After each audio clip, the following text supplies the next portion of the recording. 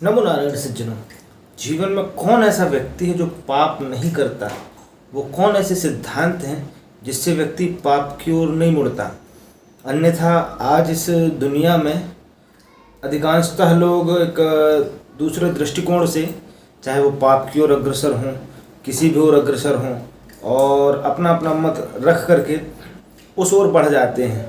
अपने को बोध लगाने के लिए दो चार कुछ ऐसी बातें बोल देते हैं और उस ओर बढ़ने लगते हैं।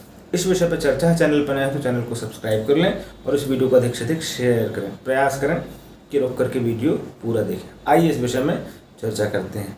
जीवन में एक बात याद रखना, जिस भी भक्त की, जिस भी सज्जन की दृष्टिकोण, उसका नज़रिया जो बदल गया ना महाराज, फिर वो पाप नहीं करता, क्योंकि उसके दिल दिमाग में कुछ चीज़ें आ गई हैं। जैसे कि पहली चीज़ें तो समझें कि ईश्वर की सर्वज्ञता, ईश्वर सब कुछ जानने वाला है। अब जब वो सब कुछ जान रहा है, सब कुछ देख रहा है, तो हम कहाँ पाप करेंगे बताओ? मानसिक वाचिक कार्य में कोई भी पाप करें उसको पता चल ही जाता है भाई बाप।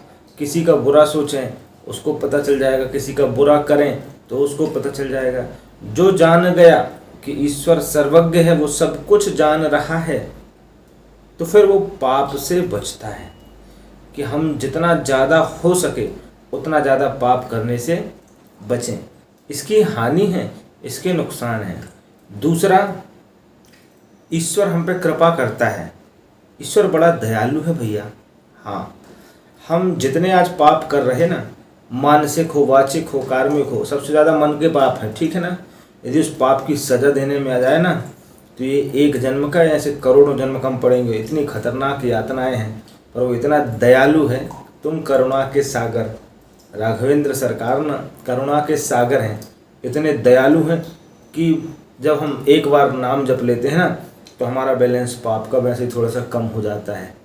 इसीलिए वो इतना दयालु है। नहीं तो पाप तो हम बहुत कर पाते हैं भैया। हाँ, जो उसकी दयालुता जान लिया फिर वो भी पाप नहीं करता। कि जब वो इतना दयालु है भैया, हम क्यों उसको और परेशान करें, क्यों हम उसको तंग करें, हम क्यों पाप की ओर अग्रसर हों। एक ईश्वर की सर्वज्ञता, वो सब जगह है, सब देख रहा है, सब कुछ जानता है। दूसरी उसकी दयालुता। तीसरा, उसका कण कण में निवास। यावत संसार में ईश्वर है, उसने हमको जीने के लिए इतना बड़ा दयालु है, इतना बड़ा कृपालु है। अग्नि दी महाराज, वायु दी, जल दिया, ये प्राकृतिक चीज़ें दी। नहीं तो आज क्या हमारा जीवन संभव था? नहीं था। बाद इसके भी, सब कुछ जानने के बाद भी हम यदि पाप से ना हट पाए महाराज, तो फिर मूर्ख हृदय न चेत। फिर मूर्खों के हृदय में चेतना विराजमान नहीं हो पाती। हम अपनी पर्सनल इस वीडियो में कई बार कहते हैं, और भी पूर्व की वीडियो में कहा है, कहते रहेंगे कि जीवन में प्रयास करके, शुरू में हो सकता है ना दबे। ईर्ष्या बहुत बड़ा पाप है। लोभ सबसे बड़ा है। पाप का मूल तो लोभ ही है महाराज। और काम, यद्यपि काम इतने जल्दी समाप्त नहीं हो पाता, वासनाएं कभी ख़त्म नहीं होती, फिर भी एक हद तक धीरे धीरे धीरे धीरे हम उसमें कंट्रोल पा लें, अंकुश ले आएँ। शुरू में हाथी को कई बार कंट्रोल करना, हंसी खेलने, इतना विशालकाय जानवर, उसको कैसे अपन कवर कर लें, कंट्रोल कर लें। पर धीरे धीरे उसको प्रेम से, स्नेह से, नहीं तो अंकुश के बल पर फिर उसको कंट्रोल किया जा सकता है।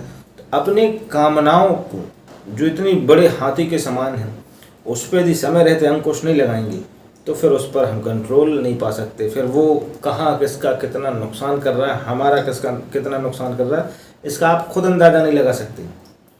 तो प्रयास जीवन में ये करें कि जो चल रहा क्रम, आपके ऊपर घटनाक्रम चल रहा, कालक्रम का जो असर है वो चलने दें। आप अपने से आगे रह के प्रयास ना करें कि हम पाप करें, हम किसी का हड़प लें, हम किसी का ये करें। इसके बहुत बड़े नुकसान है भैया। कितना तुम खुद के लिए, अलावा मैं कहता तो हूँ ना कि बच्चों के लिए कर रहे हैं अपन। पीढ़ी में किसके असर पड़ना है? बच्चों पर पड़ना है ना। हाँ, तो पाप का जो भाग है वो बच्चों पर भी जाना है, ठीक है ना।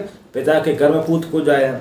इसलिए जीवन में इतनी सी चर्चाएं रहती हैं और इन विषयों को गंभीरता से लिया करें, ठीक है ना। बात अच्छी लगती है चैनल को सब्सक्राइब कर लें और इस वीडियो को अधिक से अधिक शेयर करें।